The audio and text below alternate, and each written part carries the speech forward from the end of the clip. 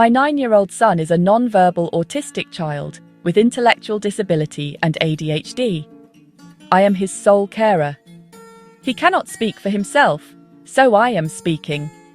On 23rd May 2025, he was admitted to Sunshine Ward of University Hospital Limerick because his mental health had deteriorated to crisis level. Severe agitation, aggression, distress, and psychotic-like episodes that could no longer be managed at home without medication.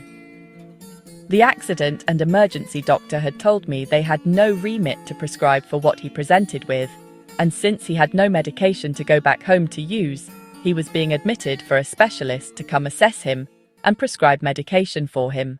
This admission had a clear purpose: assessment and medication to stabilize him, and it worked. Within days of admission, my son was prescribed aripiprazole.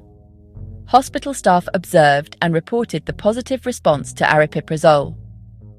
The male consultant pediatrician who looked after him had himself told me how aripiprazole was going to be approached. He became calmer. He slept. The aggression and distress stopped. For the first time in months, he was regulated. That response mattered. It showed what happens when care is actually provided. But after discharge, and away from the eyes of medical staff who had looked after him, everything changed. On 3rd June 2025, at the CAMHS-ID assessment that took place at the County Clare CAMHS-ID offices, based in the Spindle unit of St Joseph's Hospital in Ennis on the day of discharge, the medication that had worked, aripiprazole, was removed. No clinical explanation was given. Instead, the same consultant psychiatrist who had refused to assess or treat any of his symptoms for months prior to the hospital admission placed him on Medicanet, a stimulant used for ADHD. And this matters. Aripiprazole treats autism-related irritability, aggression, mood instability, and psychosis, the very symptoms he was admitted to hospital for. Medicanet does not treat those symptoms. It is not intended for autism-related aggression or psychosis, and in children with mixed presentations, it can worsen agitation and distress. The consultant CAMHS-ID psychiatrist who did this has over 30 years medical experience. I took my son home from the assessment. He had spent 11 nights waiting at University Hospital Limerick for an assessment that this same psychiatrist had refused to carry out while he was in hospital waiting for it.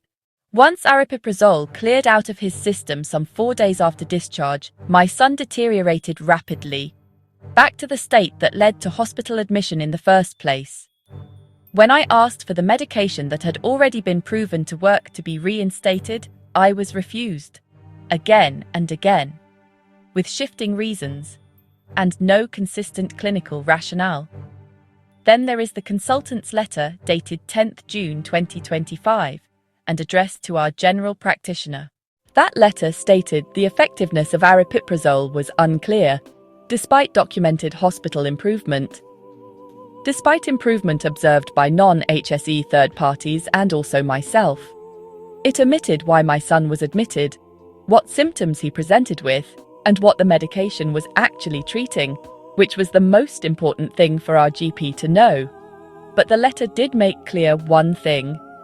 She had discontinued the aripiprazole.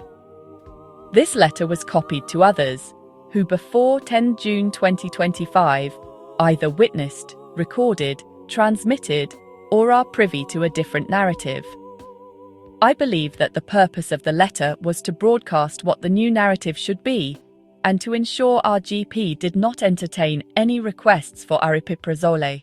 Those omissions had consequences, because once that letter existed, every future decision was filtered through a version of events that did not match reality.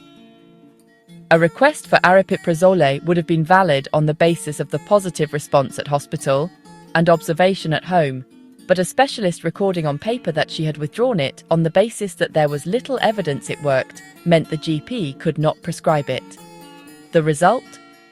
A child admitted for assessment and treatment, discharged with a prescription for the medication that successfully managed his condition, was left without the medication he truly needed. all requests to the HSE and sub-departments under the Data Protection Act for disclosure, rectification, and investigation into this matter remain unfulfilled as at today, 3rd of January 2026. The first DPA was made on the 7th of July 2025 in an attempt to stop the consultant psychiatrist early on in this attack against my child and my family. My last DPA request to the HSE was in early November, in which I had requested an acknowledgement of that letter within 21 days. None came. This isn't about attacking individuals. It's about accountability, transparency, and learning, so no other child is left to suffer because records are made to not reflect the truth. The full story is much bigger than this, and much harder. The full story is coming soon, including the parts that people in other HSE departments who had a duty of care played in this gang-up against a non-verbal autistic 9-year-old child to downplay his needs and strip him of medication and other support. If you want to follow this story, support us in any way, or give support towards my son's ongoing care outside the HSE CAMHS-ID, please get in touch. The documents referred to in this video will be posted on the website www.treatingwilliam.com. Follow, subscribe, and share this video. Thank you.